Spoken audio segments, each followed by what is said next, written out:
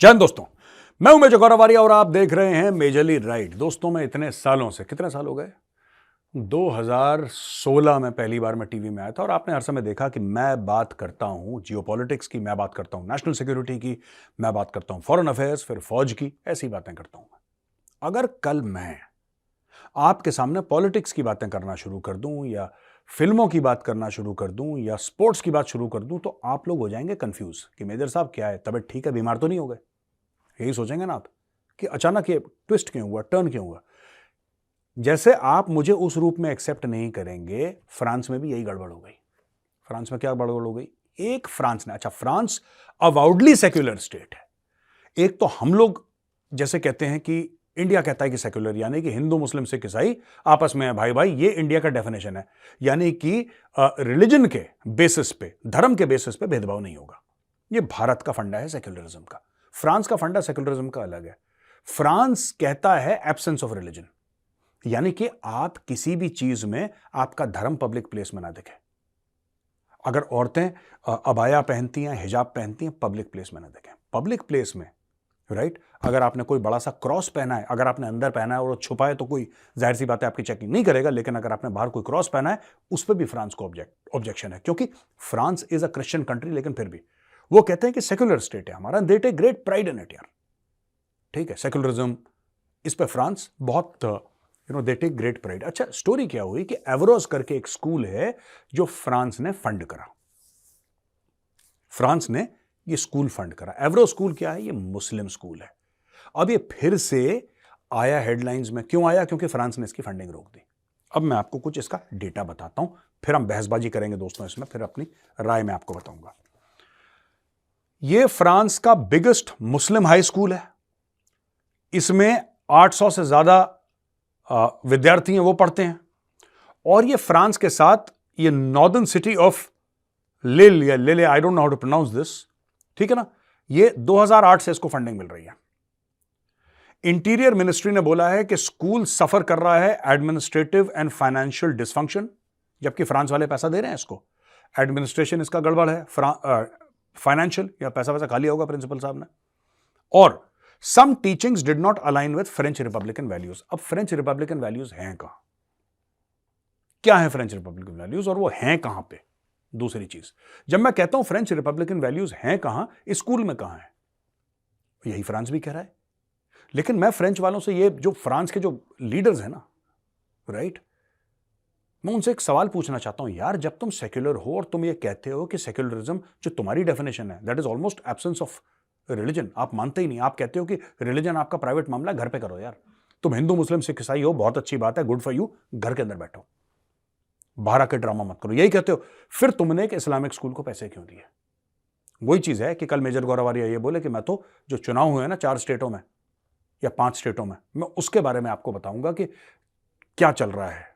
आपको क्या लग रहा है? मुझे यह लग रहा है कि ये जीतेगा, इतनी सीट इसकी आएंगी। आप एक्सेप्ट नहीं करोगे ना। यही चीज मैं फ्रांस की एक्सेप्ट नहीं कर पा रहा कि फ्रांस ने ऐसा करा क्यों है। अब फ्रांस कहता है कि जो हमारी वैल्यूज हैं उससे ये मैच नहीं खाता स्कूल। नहीं मैच खाएगा यार, वो इस्लामिक स्कूल है, उसके अंदर इस्लामिक टीचिंग होगी। आप एक सेक्युलर कंट्री हो, you are a secular country, उसके अंदर इस्लामिक टीचिंग है। आप इस्लामिक स्कूल को पैसा दोगे, उसने क्या सिखाना है? इस्लाम तो सिखाना है। फिर आप कह रहे हो सेक्युलर नहीं है, फिर आप कहते हो कि हमारी वैल्यूज के खिलाफ है। देखिए, बात यह होती है कि इस्लाम के अलग अलग इंटरप्रिटेशन है, अलग अलग इंटरप्रिटेशन है, और 72 फिरके तो सब कॉन्टिनेंट में है, और हर एक दूसरे को काफिर बोल रहा है। ठीक है, यह बात मैंने पाकिस्तान के बारे में भी पढ़ी है और कही भी है, खुल के कही है, राइट। और सिर्फ शिया सुन्नी की बात नहीं है, 72 different sects of Islam exist, छोटे बड़े छोटे बड़े, और हर एक दूसरे को बोल रहा है कि ये गलत है, वो गलत है, ये काफिर है, ऐसा है, ये नमाजें ऐसी पढ़ता है, ये दुआ ऐसी पढ़ता है, ये सजदा ऐसे करता है, ये ऐसे अपना जो रोजा है ऐसे खोलता है। ये छोटी छोटी चीजों के ऊपर, डिफरेंसेस के ऊपर है। अच्छा, आपने एवरोस करके स्कूल को आपने फंडिंग दे दी, स्टेट की फंडिंग आ गई, यानी कि स्टेट का आशीर्वाद आ गया, आशीर्वाद आ गया। अब उसने इस्लामिक टीचिंग शुरू कर दी। वो क्या पढ़ा रहा है? एवरेस्ट वाला क्या पढ़ा रहा है? वो यही पढ़ा रहा है कि जो नॉन बिलीवर्स हैं, जो गैर इस्लामी हैं, वो बुरे हैं, राइट। वो जिहाद के बारे में पढ़ा रहा है। फिर आप कहते हैं कि यार फ्रेंच वैल्यूज नहीं। अब फ्रेंच वैल्यूज कहां से होंगी? तुमने पैसे क्यों दिए? और सबसे पहली बात, पैसे को तो मारो गोली, पैसा छोटी बात है, तुमने इनको रहने की इजाजत क्यों दी अपने फ्रांस में? तुमने बुलाए क्यों अंदर? आज की तारीख में मोरक्कन्स मिलके और जो इमिग्रेंट्स हैं वो मिलके तुम्हारे फ्रांस को फूंकते हैं। अब तुम्हें बुरा लग रहा है यार, हमारा तो आधा देश फूंक दिया इन लोगों ने, जला दिया बिल्कुल। देखो, ये कहते हैं, अच्छा इसके दूसरे तरफ की स्टोरी सुन लीजिए कि कई मुस्लिम्स हैं जो मुसलमान हैं फ्रांस में, वो ये फील करते हैं, क्योंकि फ्रांस में सबसे ज्यादा मुस्लिम पॉपुलेशन है पूरे यूरोप में, अगर पूरे यूरोप में कहीं पे सबसे ज्यादा मुसलमान है वो फ्रांस में है, ठीक है जी। ये लोग फील करते हैं कि यार माहौल जो है हमारे खिलाफ हो गया है, जब से फ्रांस में कई सारे जिहादी अटैक हुए 2015 के बाद। तो चार्ली हेब्डो जो कार्टून्स थे प्रॉफिट मोहम्मद के, आपको याद होगा, जिसमें वो पता नहीं आधे दर्जन या एक दर्जन उन्होंने जर्नलिस्ट मार दिए थे, अंदर आगे टट टट खत्म कर दिया था, फिर किसी की गर्दन काटी, किसी को ये काटा। अब ये कह रहे हैं कि साहब लोग हमसे नफरत करते हैं, इस्लामोफोबी। वो तो हो गई, वो तो हो गई।